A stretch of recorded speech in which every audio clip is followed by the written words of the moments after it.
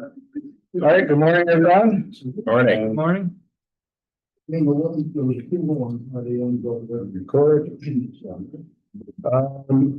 First order of business are the minutes from the July 8th meeting, which had been sent out earlier.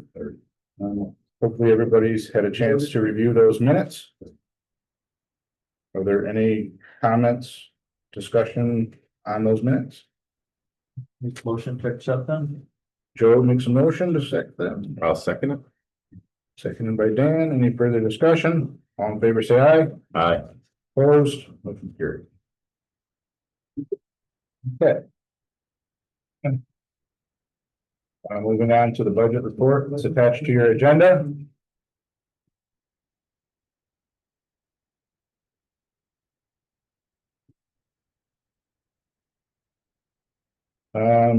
On the revenues side, we received partial payment for the land lease at Tryon for the hay and corn of $825.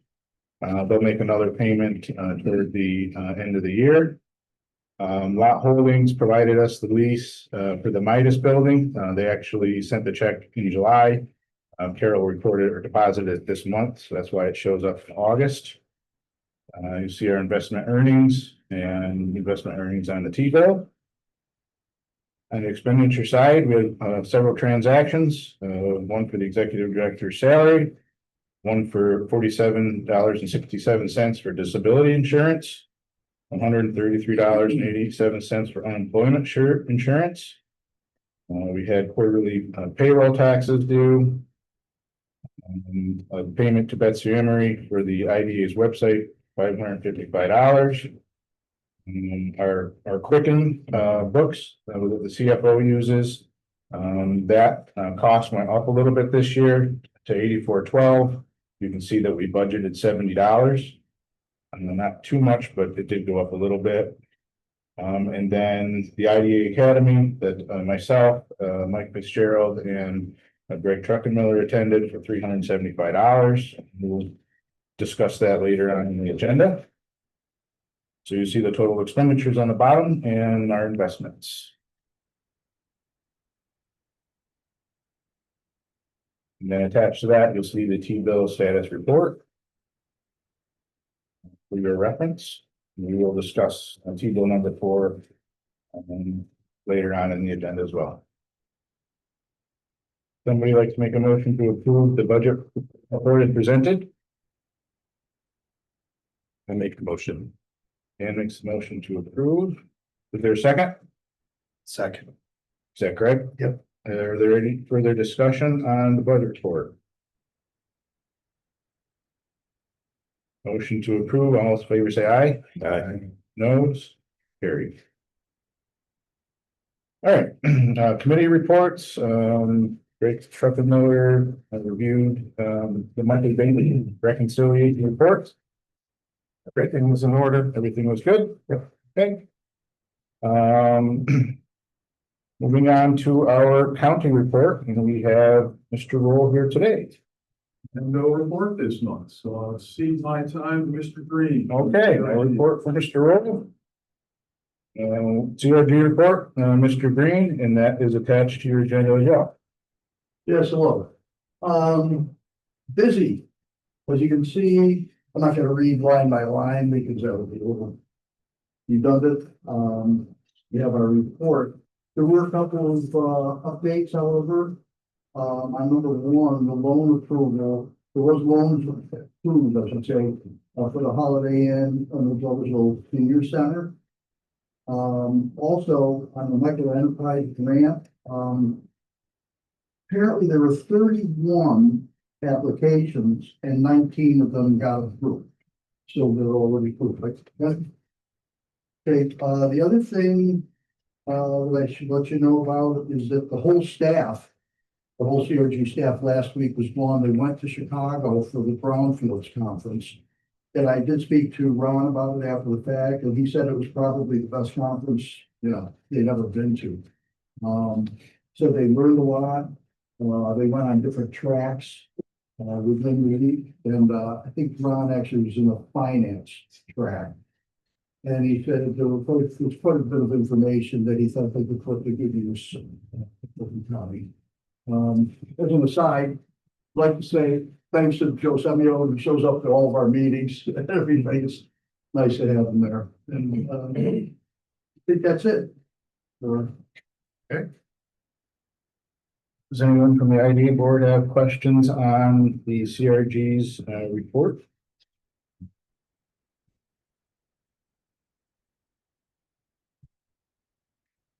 No? Okay, move on to Mary Beth Schultz, Executive Director of the Fulton Montgomery Regional Chamber.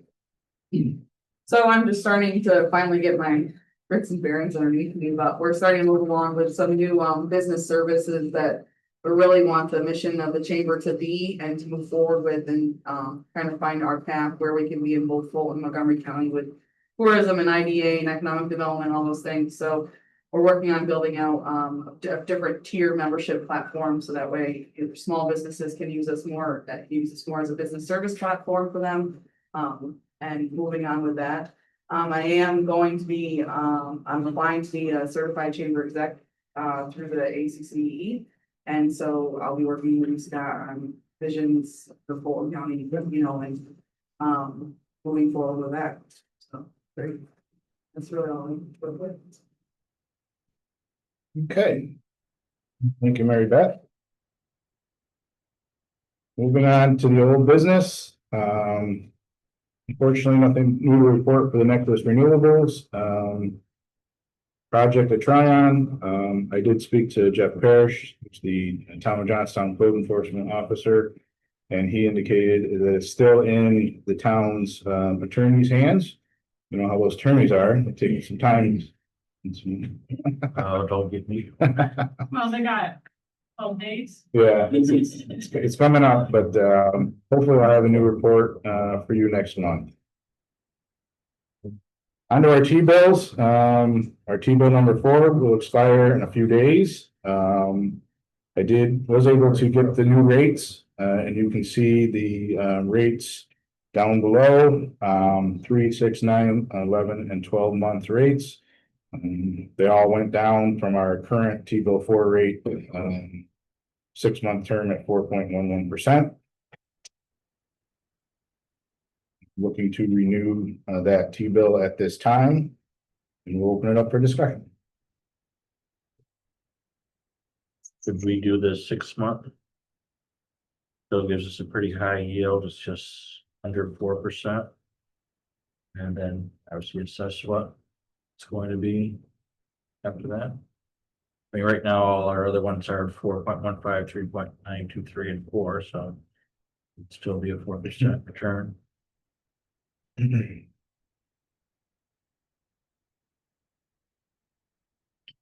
Oh, no, what's going to happen. Anyone else on it? Dan? It's tough, right? So like when we keep going with the 6-month and assuming rates are going to continue to go down, at some point we should think about locking in the longer ones, but I don't know that that's right now. And there's not really a value add. So I'm looking more at the expiration times and trying to say, do we want it to like stagger the way it's been doing? So if we went with the 6, as Joe has just said, kind of puts us at what, February? So we got a little roll there. So I don't think the 6 months is bad. It's best rate. Personally, I'd be good with the 6. Okay. And Joe, you would like to make the motion for the 6-month T-bill at 3.955%? Yes. I'll second it.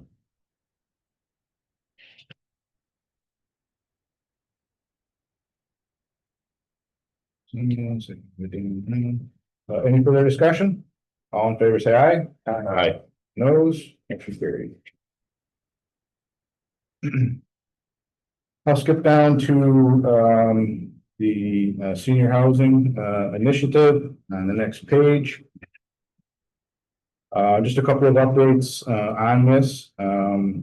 Received an email from Sumit Gupta from Five Corners Development that the City of Johnstown Planning Board approved their 64-unit senior housing initiative on Tuesday, August 5th, 2025. So that has been done. Also received a report from Samit in regards to HCR's application, indicating that, in his words, there have been significant changes to the application pertaining to income levels, and they're working through that. He made it sound as though they're targeting higher density, more urban areas than, say, the city of Johnstown, but he is still going to be applying. But he did make that comment, so I just wanted to let you know that.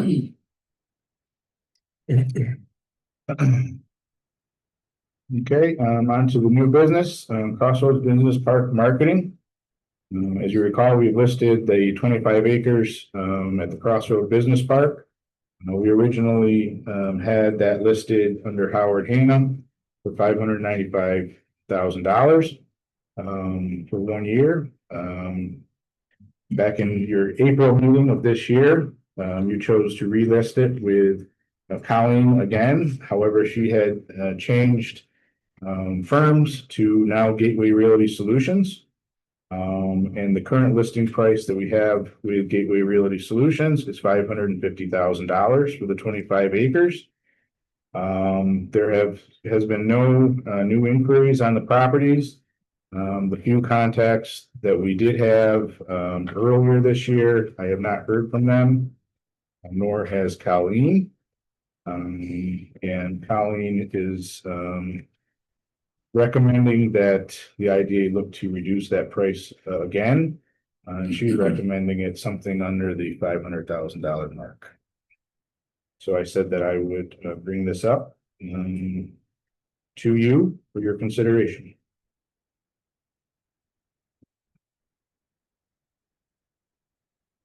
How's it, 4.99 What's that? 4.99. 9. $499.9. 499.9 is still going to hopefully give us 20,000 an acre and that's a pretty good number. There's a threshold, like I said, under 5, maybe Yeah. get a bite. We can't create the demand, the demand needs to be there. You know, obviously, we're incentivizing housing for that particular tract of land. You know, obviously, the tract does have benefits with infrastructure there, the roads, you know, power and such, but you know, I don't know if I'm a housing developer, am I gonna be purchasing an acre or 1 acre of land for $20,000? You know, it seems awfully high to me. And I think we really need to look at, you know, the future and look at, you know, getting this property developed back on the tax rolls. So I would just ask that you give consideration to, you know, to that when you discuss your prices here again. So What do you think is a price target that we should entertain? yeah, I mean, you know, definitely in the 400 mark. I would say the low to mid 400 mark myself. You know, I think being a little bit more aggressive would be best. But I mean, if you do 450, Scott, I mean, just back to your point about saying 20,000 an acre, if you went down to 450, it's 18,000 an Yeah, acre, which to I me hear is a you. moot point. It's just, you know, unless you say you're giving away for $10,000 an acre, which I think at this point, we can still have shovel-ready sites there for other businesses too. It doesn't mean that it has to be. Yeah, no. I mean, it's something that got rezoned, but Correct. I think going down 50,000 is a viable starting point. And again, maybe an update as to how she's marketing it would be, maybe next month if she could come in to Sure, I can ask give you us an something. idea, because, you know, she had a strong push to please keep me on. I switched agencies and I know the land the best, and see what you just a suggestion. Okay. Okay. So I would think, I mean, do you want to table that until we talk with her, the price at this point? Yeah, we can definitely do that. We're not. Get a little under- more Yeah, I don't think we're under any pressure, obviously, to do that, but, So if we bring her in, I guess my ask for her would be to maybe come with some comps. yeah, Give Help a us make better a idea decision to list it of appropriately. the per acre price for residential land. You just don't want to keep lowering it, like we should try to get into more appropriate spot for where the market is right now. And I think everybody around the table thinks 550 is probably not in the market, so I think it's great to have her come in, give us an kind of an update on it, and then come up with a decision at that point. Quick question, I was gonna ask you. With the CRG, Yeah, they have an yeah. option on the church property. I don't remember the acreage or what sort of market. Precisely are you looking at? There's 16 plus 16, 17 acres over there on that one. So we're trying to figure out, as soon as we get the, hopefully the Fast New York that we put in for it to do a market survey on the place, then we'll see what what we can do from there, because it will adjust. I will say though, that Joe's comment about 499.9 is when real estate agents are putting stuff in, that 500 is the cutoff. So it's like 499 does give people just under, when you hit 500, it throws like 500 and up. Yeah. So that's not a bad idea. Yeah. From that side of it. right, It yeah, works really well. the optics, yeah. Yes, Yeah. it pulls in people who are close. If they were at 400, they're gonna see 499. And get them the bite where 500, they're not even looking at Yeah. it. So that $1 does make a big difference when in the search category on commercial MLS. Warren, Tom, do you have anything to offer on that? I mean, you obviously understand the IDA and been working with the city of Gloverville and CRG and marketing that site for housing and. Yeah, I like your idea of finding out what our developers looking at, what I need acreage for housing versus industrial. So let's find out what that market is and hit that market. Dan pointed out, let's not just keep dropping. Yeah. Find a target and stick with it. Great. All right, so I will contact Colleen and ask her to attend your September meeting. Hopefully she's able to do that, and then we'll just let her know what our discussion was and move from there, okay? Yeah, go ahead, Joe. We skip over the website. He did. We did, but Yeah. let's skip to, so I didn't know. So I don't really have a new update on that from the last meeting. So that's why I skipped over it.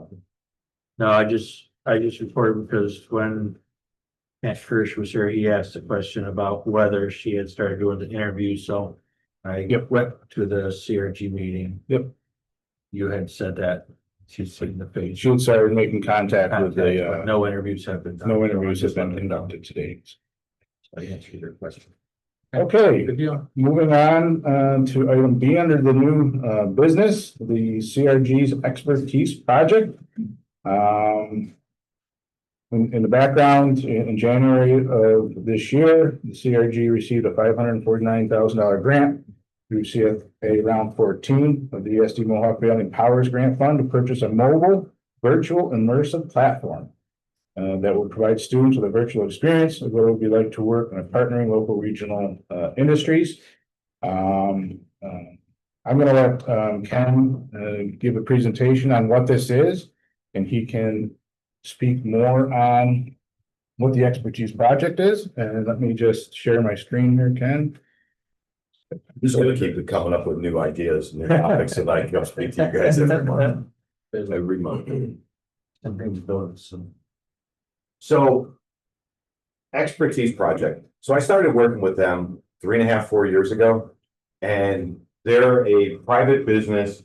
One of them was an instructor at HVCC. He's also, his job currently now, he's an engineer, works for Plug Power.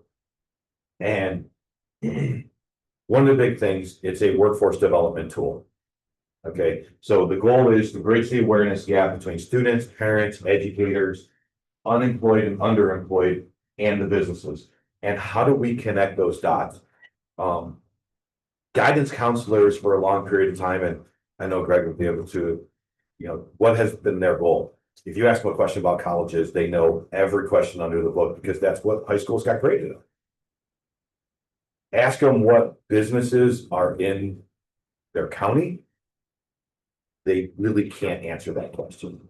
And a lot of us couldn't answer that question. Most people would not know that 60% of all the paint that comes out of Benjamin Moore comes right out of Fulton County.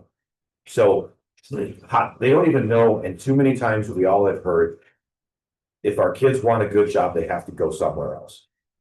Or we've heard, what's the other one? What are you going to college for? I don't know, I'll figure it out when I get there. This can help. Plus, there's another issue that's coming up in the K-12 schools. It's called the Portrait of a Graduate, this new Blue Ribbon program. So Regents is semi-sliding aside. And in 2 years, every ninth grader is going to be, and this is new, so I'm still, don't specifically quote everything yet, but it's a fair assessment. The ninth grader is going to have to go into pathways. And then what will happen is the students, once they get put into a pathway of what they're going towards, so maybe arts, maybe science and technology, math, whatever it is, they're going to have a seal on their diploma. So it won't be like it is now where it's like, here's a Regents degree, you either pass or fail. Which I know back in my day in New York, it was, you were either a Regents, which was a higher level, and then you had the regular diploma, which was still good. But then they switched all that. So now they're going to these pathways. You'll just get a seal on your diploma. You've heard some of this, right? Am I pretty on point so far? Okay. Making sure that's right still. So a lot of that, how do we start pointing kids in the right direction? And so Expertise Project is a way to do that. It is a program that was recognized by the MVREDC, our local regional development council, in their strategic plan as Catalyst project back in 2023 for workforce. In 25, we've got the award of $549,000, and the grant's going to provide services to all the high schools, BOCES, community colleges, workforce boards across the Mohawk Valley free of charge for 2 years. So what is it? So Expertise Project is an online workforce Netflix, is what I call it all the time. And what that means is they have created over the last so many years, over 200 different videos about companies that are regionally and local to our area that you can go on and look and see what they do. You can watch videos, 2D and 3D videos of what their company, who they are, what they do, and take tours of their facilities. Then there's also another area that turns around and does career paths. So say we want to go to Townsend Leather and they do one, they can pick it on their color person who has to do a lot of science to get all the colors to match right. Now they have different career fields. You have engineers, civil engineers, landscape architects, whoever, if they're with the CT Mail, who do they have on board? So you can have career videos in there. But these are all based in New York. So they're New York businesses. So it's feeding into how do we show our young people and our unemployed and underemployed the jobs that are available here. And how do we, because every one of these kids that's in school has to go through a FACS class, the family and career science class. So if they're going through that, how great would it be? And that's like 6th, 7th grade. I had to teach it for a while. So how do we start getting them to start looking into jobs earlier? So they'll have access, the school will have access to the website. And I have a couple pictures coming up. And the kids can go through and do searches in the classroom. The schools will also get virtual reality goggles so the kids can actually do tours of these businesses if they find it interesting. So they can also be used for training and onboarding because they also, besides partnering with schools, will partner with businesses businesses can come to expertise project. That's not part, that's like on the business itself to do that. But the business can then come in and be like, hey, we want a video done up saying this, and this for a fee, get it put on the site. And then that's more content for the site. But now they can take it and turn it around and use it at the their career fairs and stuff. And they can have it online and they can use those videos for their own HR trying to recruit people. And then the next step now that we're getting into is enhancing curricula. How many times have we have all said it, I'm never going to use this in an algebra class or something when we were growing up. So it's real world content. So basically what the grant covers is it's going to cover the subscriptions for all of the schools, the 64,000 students that are in the Mohawk Valley region. The college will get virtual reality goggles and access to the site. The workforce board offices will have virtual reality goggles and access to the site, because let's be real, all of the people in this age group, from the students on, what are they doing? They're on TikTok, they're on videos. If they're in the video world, how do we look at the structure of how we're going to reach these people and show them how to get new jobs? So another thing that's going to be in there, I'll get to the later because it's such a great toy. And this has been going on for a while. So they already have partnerships with MVCC, HVCC, FM has been helpful to us, and workforce boards. But these are some of the tours. So I've been doing it with Northville for a while as like a test to see how we can make it and adapt it. So these are some of my Northville kids. This tour up here was, so what can it do? So basically, expertise projects puts the students in the environment. So if you look down here, you'll see kind of like the Netflix, how the website's set up. You can't get to this if you look up expertise project, because that's the subscription side of it. But this is what the school can get to. So you'll have drop downs, and it'll be a bunch of different videos that the students can watch. Some of them are 2 minutes, some of them are 5 minutes. I have one here that I'm going to show some of it for you. That's a little bit longer. I took the kids out to New York Creates. Some of the focus that we're going to try to do too is some of the jobs that these kids don't see, because one of the biggest nightmares that we have is kids in rural communities, they only know what they see. They only know what their parents know. So what do? If they don't know the clean energy jobs, they don't know the nano jobs, all these new jobs that we're building along this, nano corridor, if they don't see it, they don't know about it, how are we going to build to that? How are we going to build to the programs that FM is creating? They got the clean room, they got all this other stuff that they can do. How do we direct people better? That's what this program is. Scott, can you hit the link? Sure can. So this is the long one, but Scott, we're just going to kind of hit play and then sound will kick in a second. And I'll just do little jumps. Okay. So what happens is we take the students out, the students create the content, because if a student sees me, I'm old and frustrated. They don't listen, they shut off. But when students are out there, they're doing project-based learning before they go to these sites. They're sitting in the classroom studying the business. Then they're coming up with who's going to do the video, who's going to add the question. They come up with questions, and they're doing the interview. And then they're going through those. Scott, just jump up to the next block. Real turkey that would attack the coastland every day. And then is the kids, you'll see them with the camera, they have a with camera, and then another one with a 360 camera. The only turkey I know. We grab it like a content and we pull it together at the end, and we make the other videos. So we started adding buildings, so they're learning about was studying nanoparticles. New York and what New York Creates does and what the Nano Center and all that was doing. Scott, nanoparticles can penetrate the cells more readily. They stay. So they're doing it for bringing all the content. Go to with hospitals and other universities, picking up cracks. Then at the end of the tour, these are some of the CEOs from the company, some of their HR people. And they're actually taking time to sit down with these students and answer questions back and forth. So even this 36, I can grab a lot, I can make a lot of different videos. And there's a lot more footage. I have 5 cameras going on at any one time, plus the 360. So we can make a lot of good content out of what we're getting here. But the students are now having these conversations. This one, we had teachers there, National Grid was there, like, this is.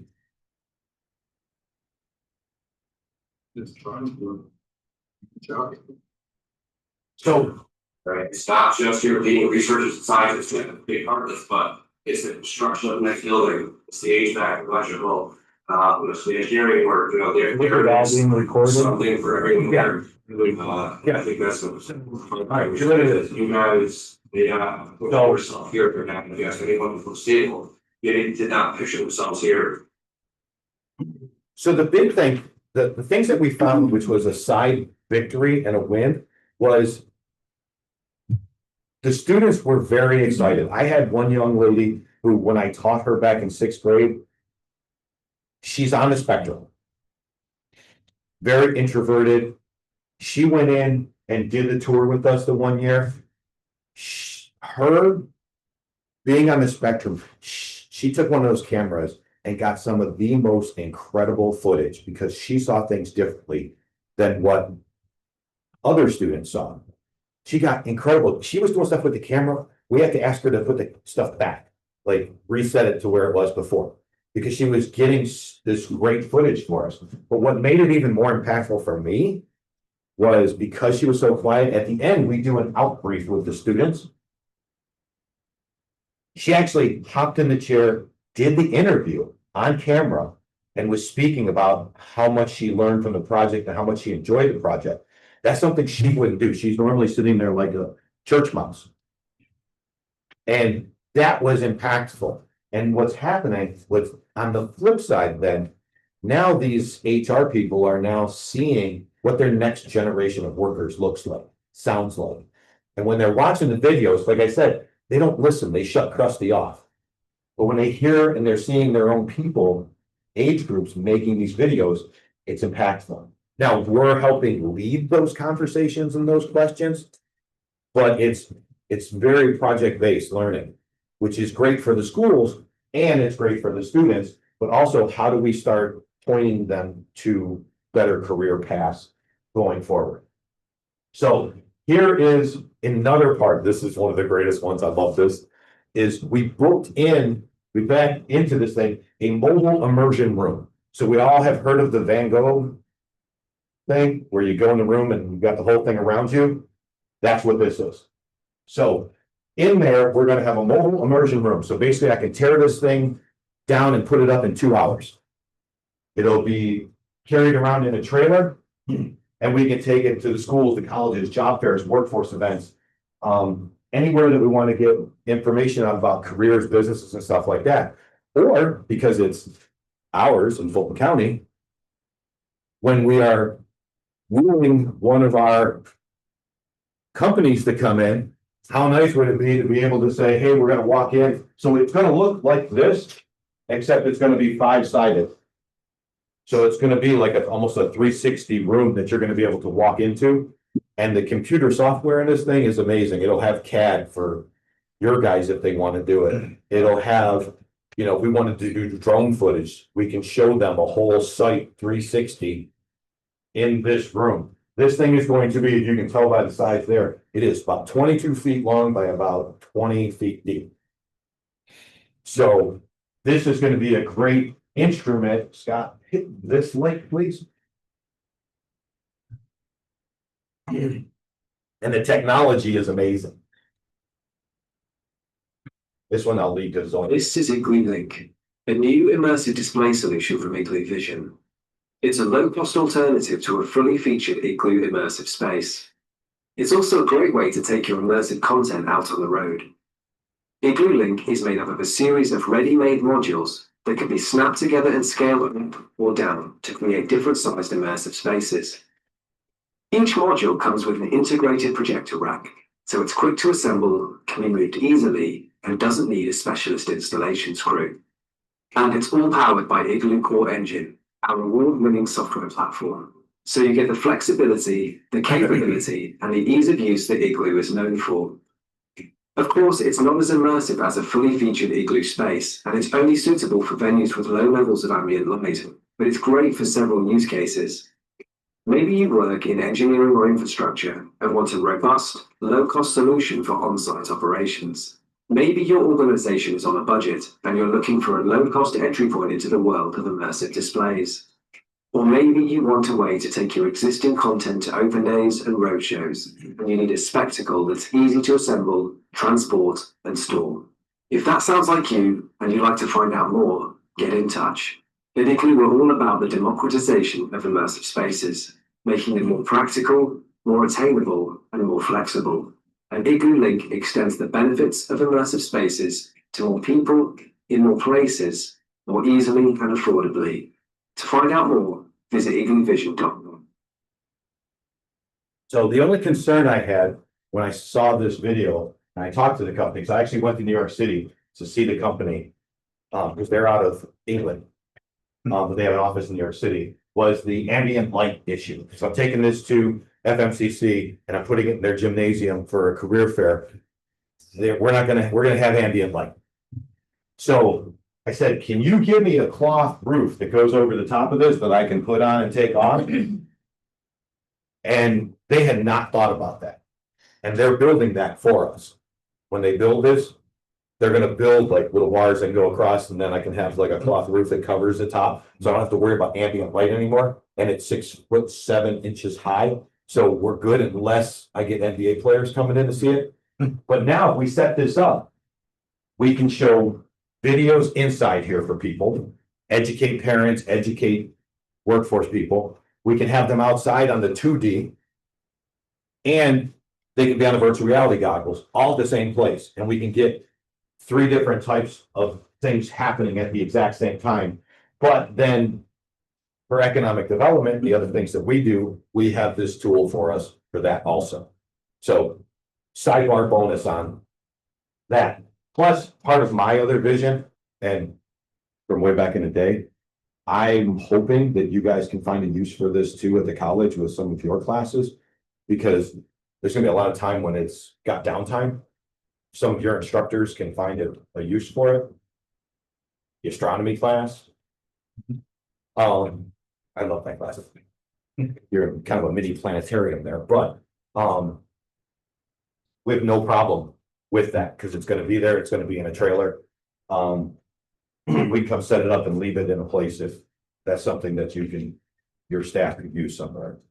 And I'm going to say the same thing with Dave over at BOCES.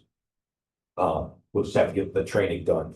When they come in for training with us, maybe we can get someone that's smarter than I, the computers at your place, that come over and know too, so that we run into an issue, we're good.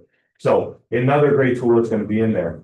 And this basically tells you, so one of the projects, so about building curriculum. So here, how do we find mass, area, all the other stuff? But how do we show these kids what's really happening? Scott, that link down there. Has anybody seen the Lincoln Project? That's the water park that they're putting in Albany. So Expertise Project used this. Tech getting a unique opportunity on the ground level of a project they're going to see come to life this summer. I got a lesson from the students on what it will take to bring all these new water slides to life. Bringing plants off the page. You fast forward to 75% of the video. 10, 12, 3, and 3 inches. Students at Green Tech High getting special access to the ongoing Lincoln Park pool construction project in Albany. We're learning about so far is like where like the water's gonna flow, how it's gonna be clean. Like for this page right here exactly, we colored it in to see which pipes go where. Back in November, they toured the site and interviewed the lead construction and engineering personnel there. Now, as the project progresses, they can keep going back without even leaving the classroom, thanks to Expertise Project. Can't choose a future you're not aware of. And the vast majority of the adults in the community, let alone the students, can't name 20 employers, different career paths. Why? Because we're all separated in different buildings. It's not a good excuse, but it's true.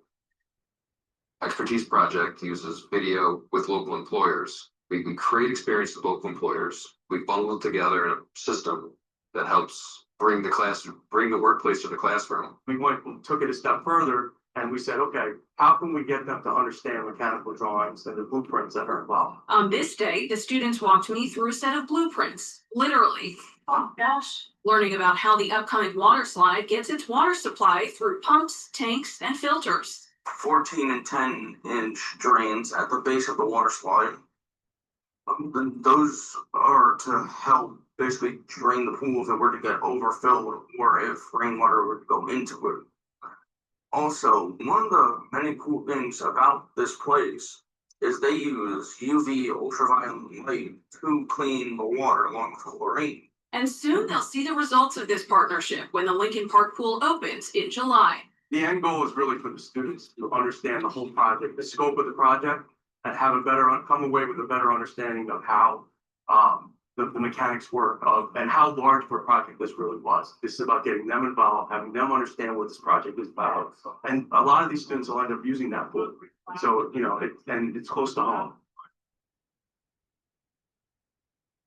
And CBS 6's Excellence in Education coverage continues this week as the students present. So again, I mean, these are students talking at a level that they did not have knowledge of. And it's our kids locally seeing what's available locally and getting involved and engaged more than what they had before. And after COVID, when we locked everybody down, the kids are getting out and they're doing stuff. And each school will have different opportunities based off of where they're at and where they're located.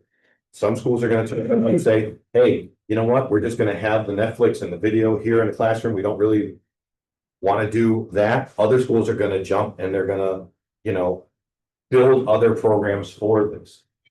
So it's really going to be based off of their need. I've been doing this for almost 4 years now. Scott knows. I know Joe's heard it a couple of times. And I know Greg and his staff have heard me preach this for a long time. It's coming to fruition, and it's expanding and we're really excited about it. And we've got the money and it's fully funded. So there's our letter. So we're good to go. I'm just going through the joys of MWBE right now, which is a nightmare when you're dealing with workforce and training grants that don't really fall under like construction. So I'm banging my head against the wall regularly for that. These are all the schools throughout the county and the approximately 64,000 students that we're going to be reaching out to. And then, so what do we need? So you all know that, the status of CRG, that we are a nonprofit and we don't have a whole lot of funds to do what we do. So what we're doing is we're asking if we can, since this is a fully reimbursable grant, that we can get help from our IDAs. The other IDAs jumped on, a lot of them were like, hey, we love this too. Yes, because they know it's going to work across the whole county or the 6-county region. So what we're trying to do is raise that money ahead of time rather than take out a loan and having to pay interest and not knowing how long drawdowns are going to take. But we're asking each IDA for $75,000 or up to that amount that you will get back after the drawdowns, penny for penny. Unless you want to make a donation because you want to see a project or something, then we do that. Because if all 7, and I know a couple of them have kind of given me a wink and a nod, knowing that it's going to happen. I know that there's at least 4 that are ready to jump on board. And then we can go out, buy all the virtual reality goggles. We can give Expertise Project a little bit of their money for starting all the kids up and then turning all those goggles on, because they have to build all these kits and do all the upgrades and everything else to like 100+ virtual reality goggles, and then ordering the mobile immersion room, because that's going to take some time to build and then ship from England to here. And then they'll come in and train us. So, but I put in the project budget so you guys can actually see what actually is happening. Expertise Project is being very cool with us. They're sponsoring they're throwing in year 2 on them of all the subscriptions. That's kind of our match for the whole project. So they're kind of giving 2 years for a 1-year price, which I think is pretty generous of them. And then they're just gonna continue to build more content and get more stuff online. So, And quick question. yes, sir. Seeing it's just 2 years, this funding will pay for it, but what's the cost going to be to keep it running year 3, 4, 5? And So what happens is schools that want to continue, and there are already schools that are involved. What happens is the schools will pay their own subscription fee from there. Or if it continues, then maybe there's another grant that comes in down the road. But currently, there are already schools that are participating and they have a subscription. In the BOCES budget, there is money for certain items like this to help subsidize the school in paying for projects like this. how Now- much is the cost for, Pardon me? how much does it cost for a whole year? If Gloversville High School says, no, we can't do it, and Johnstown says they can, or Fonda can, and college can't, or whatever, Right. is it going to be super expensive for them because they don't have enough subscribers? No, Is it gonna be on them? or- no, because really, once this goes in, they have a format of like, I think it's like $3 a student of what they're using it for, and then they have a base rate at like the college or the work. We didn't do the workforce boards before, so that would be something new. So for the year, so I think for Northville, it only ended up being like $1,200 or $1,500 for the year. Don't quote me on the numbers, I can get them for you, but it's, and some schools will fall off, some will stay on, we know that, but it's when you have a teacher that gets engaged and are doing different things, they're the ones that'll stay on. And then the goal is, as this, we're hoping that as this goes over this whole region, the value rises and people start seeing more of the value of it. And then we can focus on the rest, because really the cost that, the bigger costs are getting the virtual reality goggles in there. And then these guys doing the content, the subscription just, it's them flipping a switch, to be honest, to get them turned on. And then after that, it's the one-on-one with the school. Like, that's what we're really, flipping the switch was the easy part, and getting them access and giving them a passcode. The other thing that's an advantage to what Expertise already does is they already work with so many schools that they've worked with the Department of Education and with all the rules for IT and not capturing PII of students and things like that, which is one of the other nightmares that we have in this. So that goes to there. And then the other thing that I plan on doing is, what I want to do is on that trailer, I'm going to ask the Northville students, because they have that lab, that MIT Fab Lab down there, and they can do like some, they did one of my trailers for the youth program when I was still the youth director. I'm gonna have them brand this trailer with Expertise Project, but all of the donors, so if IGA does Fulton County IDA, we'll put the Fulton County IDA logo on the trailer too, so that as it's going around, it's like we get a little bit of branding of support of the project wherever it goes. So, any other questions? I know it took a while. I'm sorry, I'm passionate about this one, as some of you know. But I think it's kind of cool. So there's 3 components, I guess. There's the subscription, Yes, the content. yep, There's the 3D goggles, and then there's the immersive. correct. Right? The 3D goggles and subscription can be used by themselves, right? You don't need the immersive room. Correct. So how often do you think the immersive can be used? I mean, the schools are all gonna get the 3D goggles and the subscriptions. Correct. The immersive room is gonna be in a trailer, and you're going to obviously be managing the schedule of where that goes and it's set up. So, I mean, will it be just like one day, whatever Northville Central School wants to have it set up for a job fair?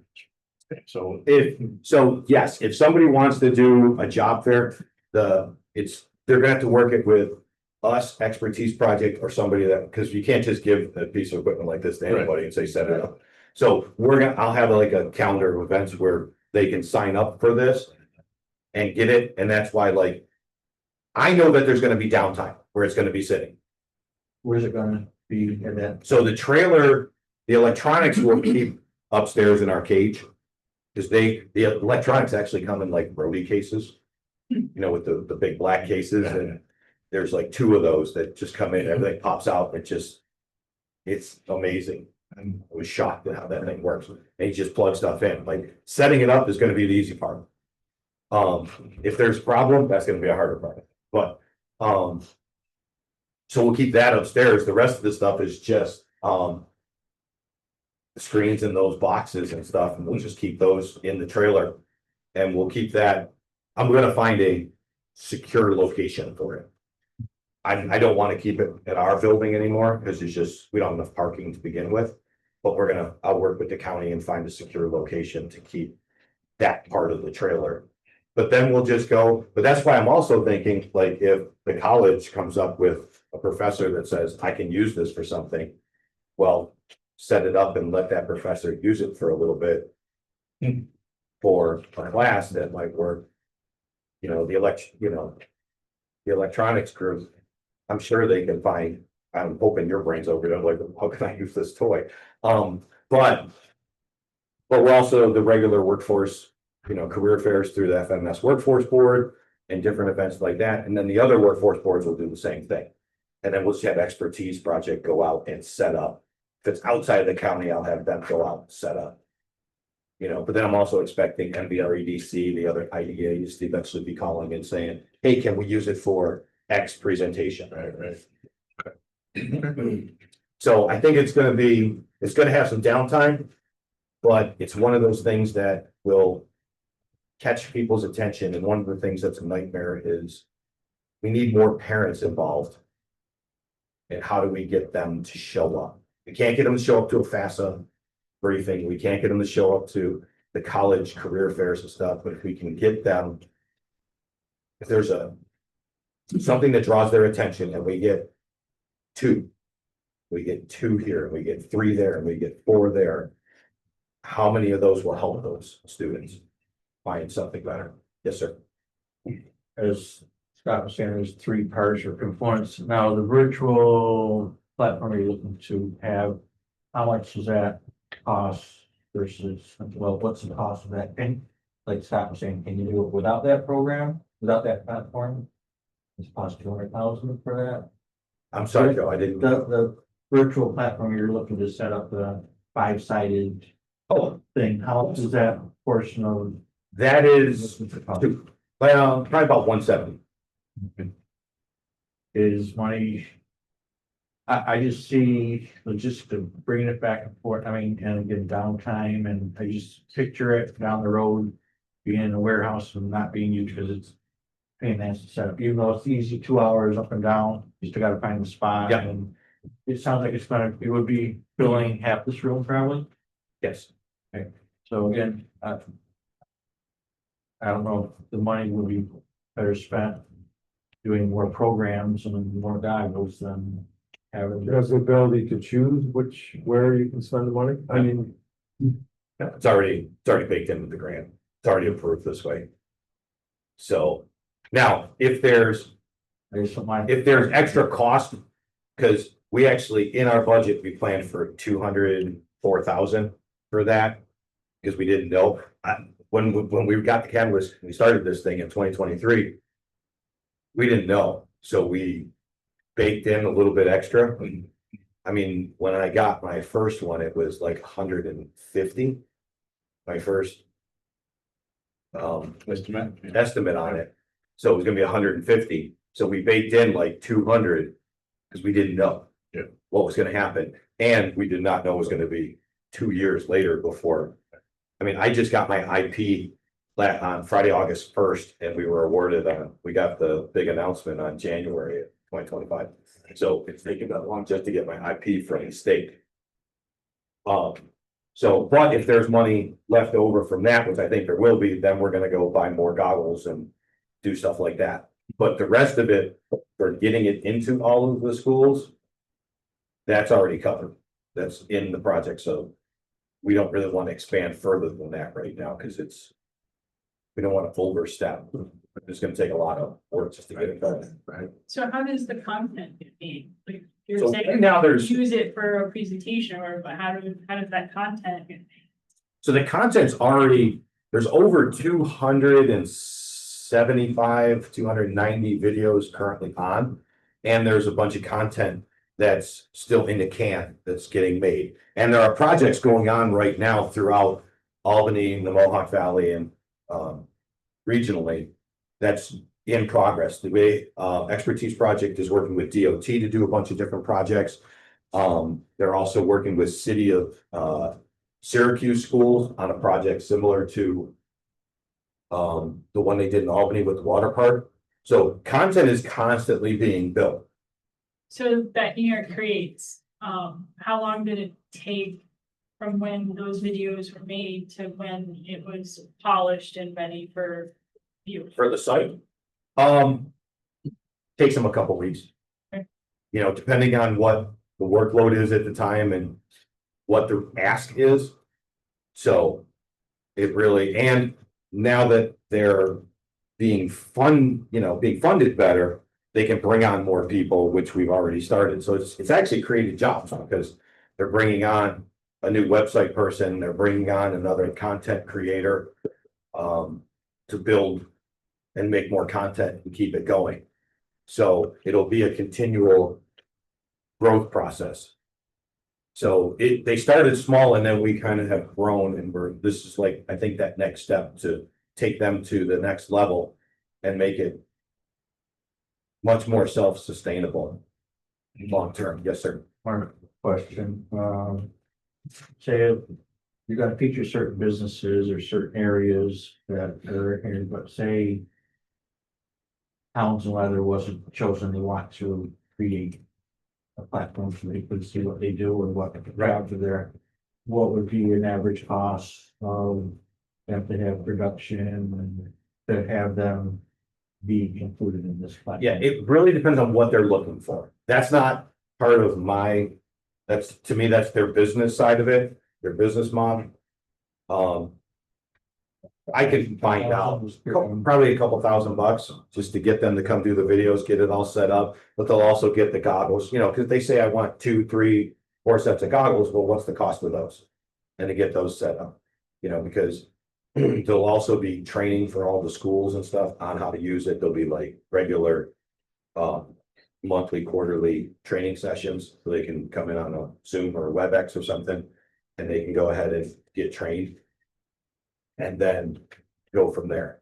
But it really just depends on what the business ask is, because it would be something, there's one thing for, say, a Townsend Leather, and there's another thing for, if somebody wants to do the new Amazon facility that's gonna be built out here, that's a much larger project. So they work that out directly between the two of them. I have nothing to do with that. Really, a lot of this stuff, I am a proponent of the project and I've been engaged with it. I do not work for them. I do not want to work for them. It's, that's their business model. This is like a boost to potential workforce development.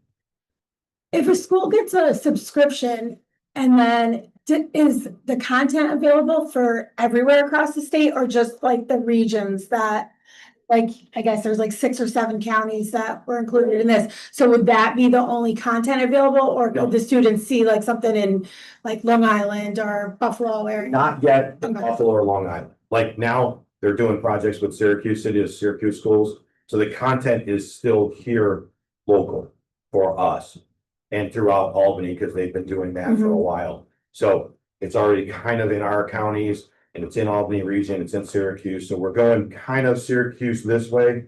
We haven't gone down towards the city yet, but that's why this is like the startup and how do we get it? And the state Department of Labor already recognizes this program and everybody's trying to see how they can make it expand to the next level. And that's why this was recognized by the MVREDC and by Department of Labor. So the goal then would be them jumping in and helping out with the next level. They tried thinking of using this company called Transfer VR, and that didn't work out. Because Transfer VR did more training for like business, like virtual reality. This is how you unscrew this, then you do this, and you had to do it. Where it's more training of on-site training for people rather than career development. Is the vision on this, so you have this content out there Yes. and presumably hundreds of videos of different employers and places that you could think about going to work for or work Yes. at.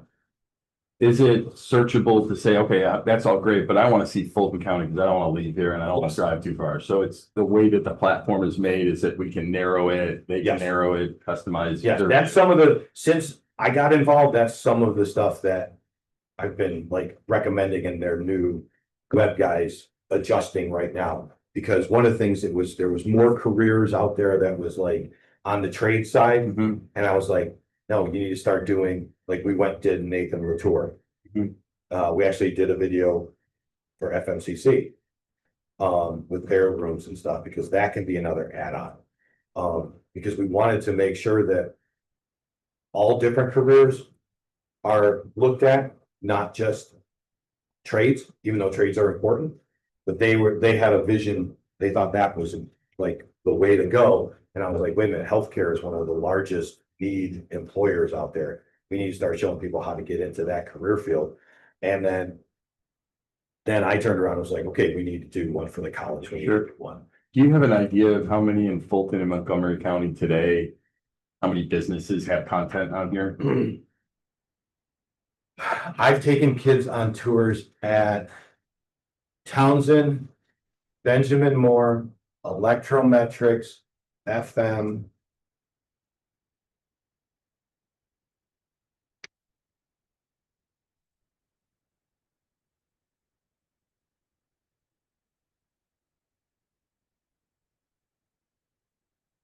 Pioneer Windows.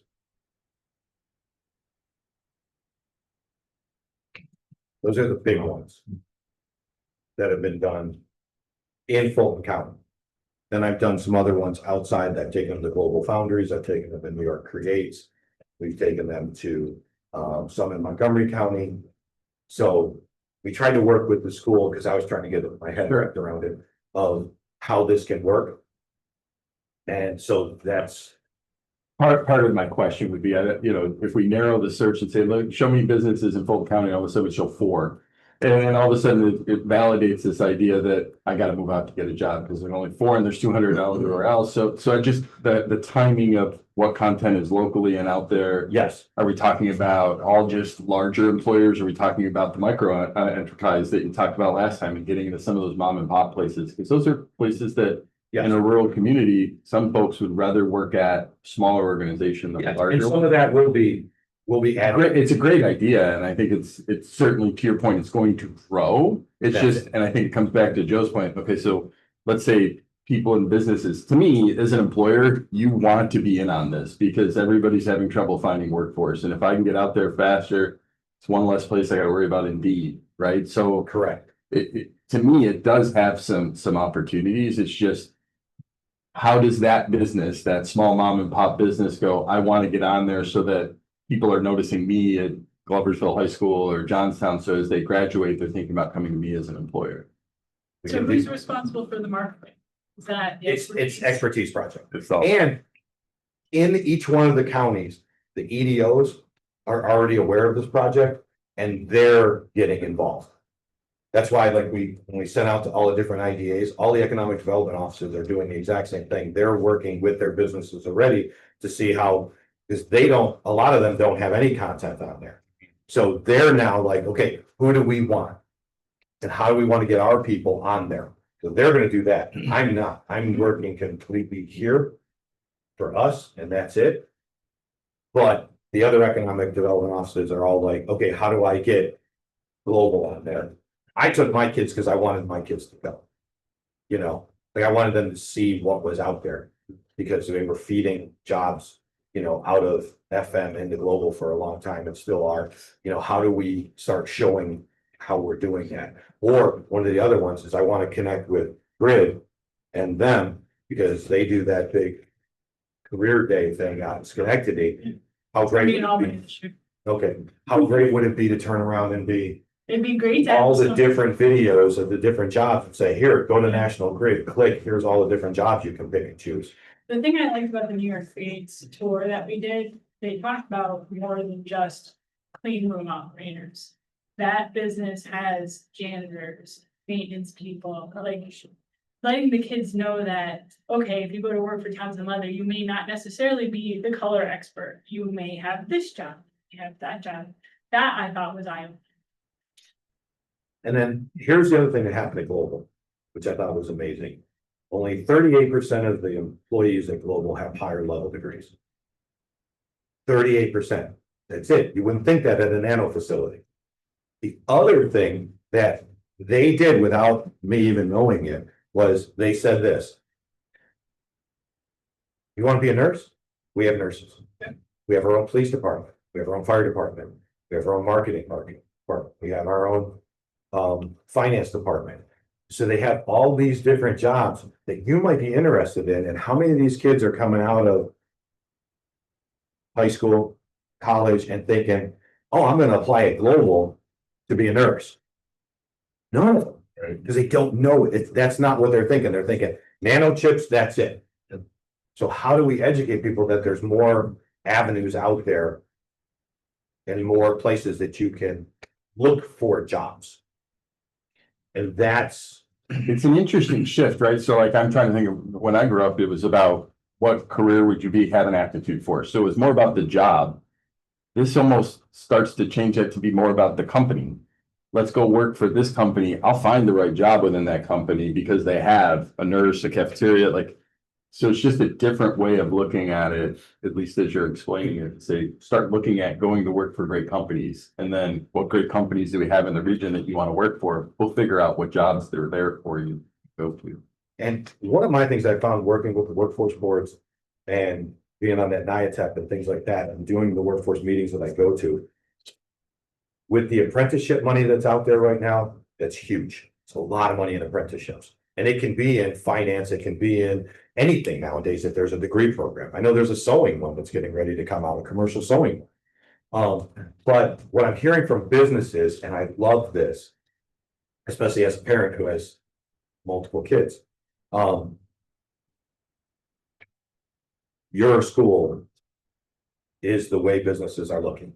The two-year schools, they would rather see a student go to a two-year school, get their associate's degree, and then come work for them and train them from there, because community colleges can pivot so much faster than a four-year degree program, and they do with their micro-credentialing and all the other stuff.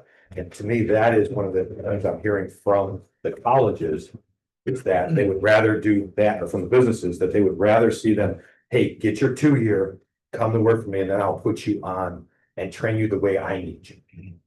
Because I'm using X format, Y format, and, the 4 years are still teaching. They just don't shift as quickly as 2 years. To be honest with you, they can't wait the extra 2 years either. I mean, the workforce demands that are out there right now. They can't. They said that by 2030, they're going to be 6 million humans short in the workforce. And that means not because people are lazy, they don't want to work, but because they're just, baby boomers are retiring. We didn't make as many babies. And then we did have a lot of people die during COVID.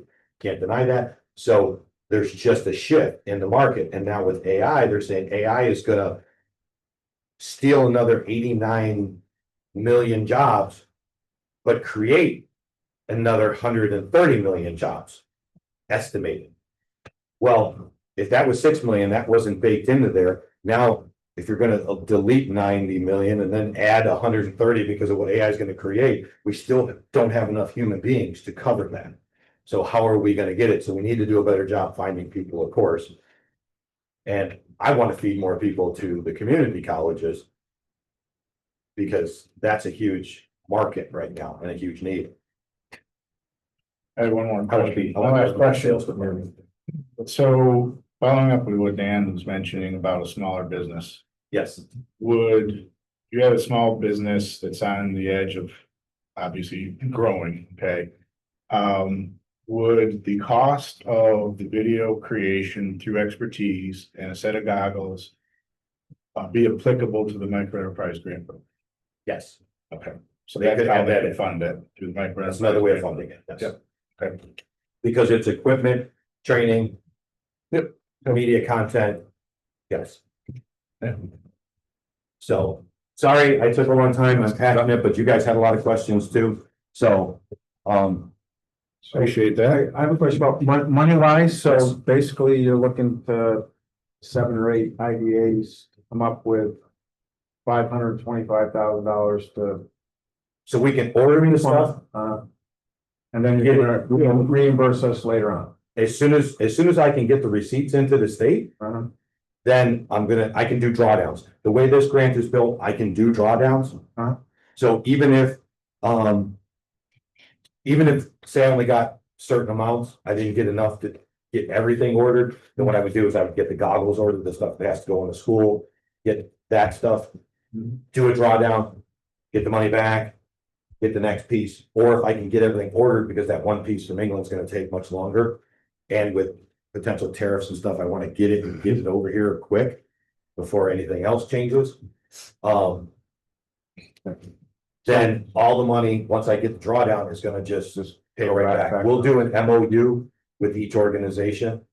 I'll give probably. So the $549,000 grant, how much is of that is administration costs and things like that? There's That's a about good question. 40,000 baked in there. None of what the ask from you guys is going into that.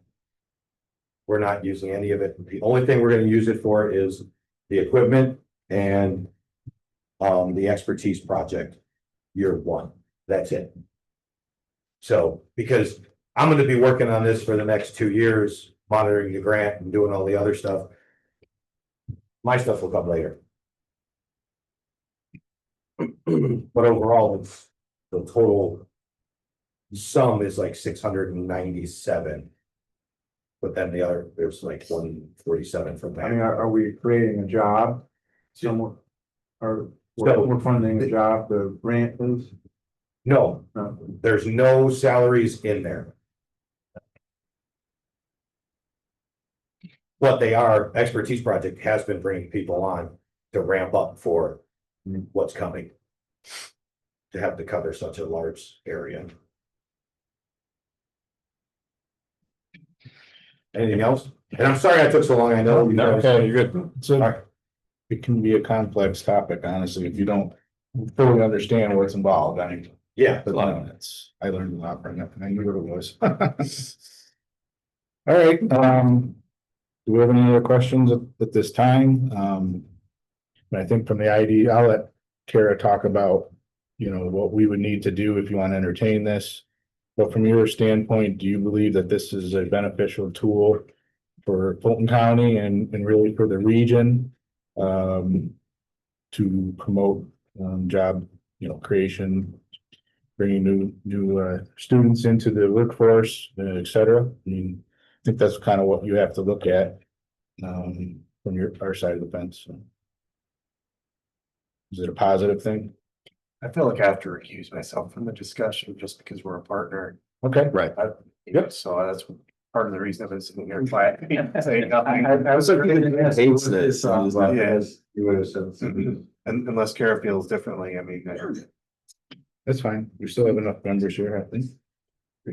From my perspective, anything that you can give back to our youth in our county to help them navigate what is a difficult environment, to me, that's a win. It's great for the employers, it's great for us. If we can continue to develop our workforce, we can attract more companies to come here. Right now, that's probably got to be a big question. What's your workforce look like? What programs do you have? So this shows more proactive engagement. And not just waiting for somebody else to solve it, that we're trying to build resources. So, it's a payback. So there's no, other than to not have it on our ledger for a little bit. I don't see the harm to the IDA, but I do think it's a value add for the county and more specifically for the students and the youth in the county. Too often, so I'm someone who moved here about 4 or 5 years ago and loved the charm and the history and everything that's here. It's hard to say, but some of the youth don't feel like it's a great place. And ways to change that and to not feel so rural sometimes in a technology world where we have this type of information. So I've been to job fairs. I would walk over to the one that had that immersive rooms. Yeah, that's where I'm gonna spend my time first before I go over to what I would probably put together. So I think it's got a lot of positives and I struggle to see any of the downside of it. So I'm obviously in favor. To support something that you can give the information to the youth about the Yeah. jobs that are here, the opportunities that are here. The youth in my life have all been like, there's no opportunities in Fulton County, there's no jobs in Fulton County, and they left. They left. Well, let me read something to you and you tell me what this is.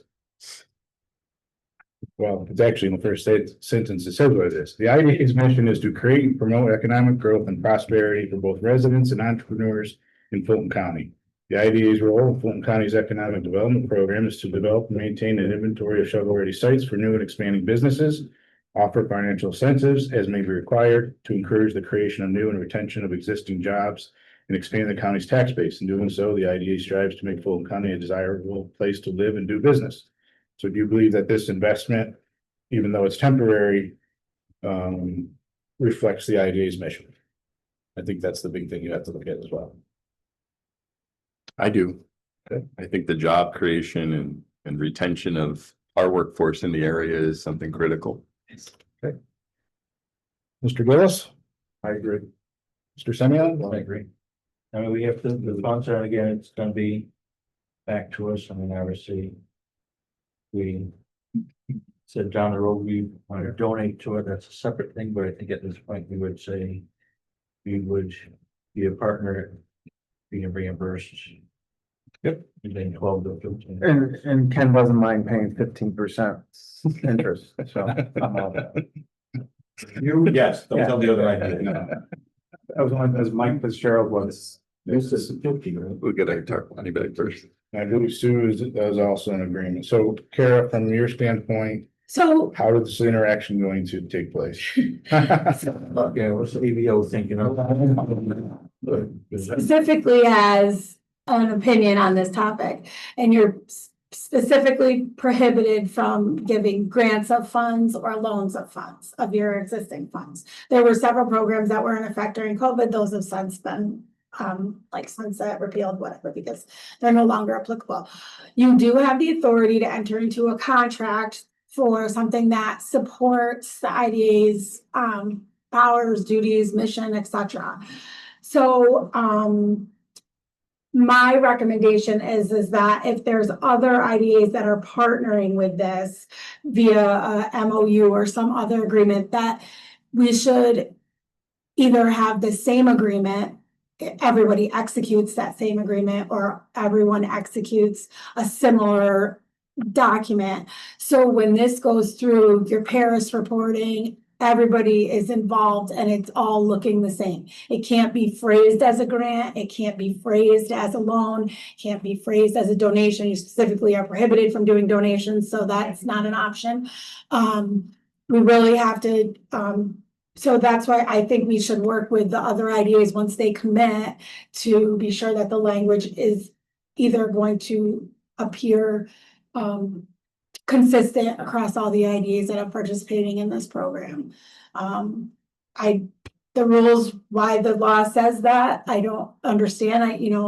You all agree, and this is a good project and whatnot, but that's how we have to work it with a contractual agreement with the CRG on that. So the agreement, I guess, would be between all of the IDAs and the CRG. The same agreement and everybody just enters into it. I mean, I think it's in all the IDA. I mean, I let their counsel speak to their specific, but it would seem to me that if all these IDAs are going to be contributing the same amount of money for this purpose, the agreements should mirror each other. So when ABO and the Controller's Office are reviewing your annual audits, they are seeing exactly why this was done in that way. I would probably do that anyways, like create one document from here that matches what you're looking for. Because it's ABO is the same, doesn't matter. But then what it's gonna do too, it's gonna make everybody else's life easy. Oh, you already have a document? Okay, here's what we got. You know, here's our template. Everybody does the same thing. I think it's gonna be much easier across the board to get everybody to be like, okay, good. And then you don't have 7 IDAs turning around trying to create their own. Right. Well, we'll have that set up for you. You have my buildings to that. Right, yeah, we'll figure out all of the wickets and let, of course, you see it, because you're gonna know. Do you have an opinion on that? I kind of like the idea of having one document. one agreement for Everybody everybody. sign it Yeah, That wants to participate rather than having 7 of the same. I'd rather have one and everybody just gets a copy in the end. Is that a possibility? Yeah. That's fine, if everyone, I mean, assuming they're all participating, if they're not gonna participate, then I guess. then we just don't put their name on. Correct. Yeah. I mean. From a legal perspective, there's no issue with that. Okay. I think I would say today that conceptually you're in agreement, but we don't approve. Yeah, no, I the final agree. document. Yeah. Till we have something. Correct. in place. And any shortfall Difference that between you would have. Contract and a loan in this case. Yeah, not with this. The words. Yeah. Or else. We do, we'll take any kind of, Just say like, consensus we'll is keep there. working on it and come back to the board with a document for approval. Go back, yeah. Do another try. Well, I guess the consensus is that we're in agreement with supporting this $75,000. We'll work together. And we'll work on a final document with the CRG. We'll come back for final approval. Okay, yeah, we'll do the final approval when we have that document. Is that okay, Ken? Yes, thank you. When are you coming back for next week or next month? I'm sure I'll send you some other things. Yeah. Right. Yeah, probably for the letter. So. Okay, anything else? Good. All right, thank you. Thanks. Yep. We need to make a motion. Carol said don't do anything like that, but obviously the consensus is that we're supportive of it. Okay, on to IDA training, and I thought that since 2 of your members and your executive director attended the summer EDC Academy, I wanted to use that for training. Fortunately, Mike isn't here to chime in on this, but Greg is. So we did attend that in July 29th. There were really 3 topics, really. One was the electric capacity in New York. And one was the standard New York State Authorities budget office training. And then there was a session on housing policies and best practices. I included in your agenda, I guess my takeaways. First, there's discussion on the state's new Power Up program, which is promote opportunity with electric readiness for underdeveloped properties. And this is a $100 million investment by the state in their next 3 years in their budget. The Power Up program, you'll kind of hear the Power Up program, and then you'll hear Fast New York. Really, the difference between the two, other than having 2 pots of money, is the Power Up program is specifically for power, and the Fast New York can be used for power, water, sewer, anything, all those other utilities. And as probably we've all heard, the new energy code in New York State is coming into effect January 1 of 2026. In regards to new construction and the use of electricity, et cetera. Greg, did you have any other takeaways on that program? That's relatively new. Right, well, I mean, that's really the takeaway was Yeah. that this is a new additional source of funding. And it seems like they're trying to recognize the challenges that the utilities have and that the developers have. How do they bridge that gap? So it sounds like it's got great potential. We just don't know because they haven't rolled it out yet. Yeah, right. But it seems like it's a priority for them and that they're definitely emphasizing it. So Yeah. I think it's something to keep an eye on, definitely. Yep. Second, authorities budget office training, just some takeaways in regards to audits. They indicated that the audits focus on IDAs using standardized project forms and always include recapturing policies, and that pilot standards and calculating pilot payments are done correctly. They also noted, they really stressed about following your mission and staying away from mission creep. Okay, hence the reason why I read the mission short time ago. And they're basically saying that, before you make decisions, you really should review your mission just to make sure that that decision is in keeping with your mission. And the ABO really looks at that. So, that's something that we will start doing as we make decisions such as those. The other thing that I wasn't totally familiar or knew is that the IDA committees, whether it be the finance committee, the governance committee, they are subject to opens meeting law, and you must keep and post your minutes of those meetings. There were some minimum times that committees should meet as well. Yeah, I forgot what that was. I think it's 2 times. 2 times. 2 times per year. Okay. And then the other one that I noted was the finance committee must meet prior to IDA issuing debt. And they must report to the full IDA board with their findings. So if we have a governance meeting after this meeting, we have to have someone taking notes. Yep. Mhm. Yeah, and technically we have to record it, right? Yeah. Yeah, I think we had to record it too, so. Yeah.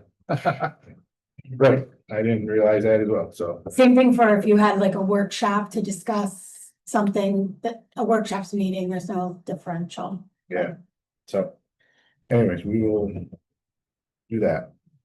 Interesting discussion on housing policies and best practices. We had representatives from various IDAs there discussing on the panel, one from Onondaga County and from Erie County as well.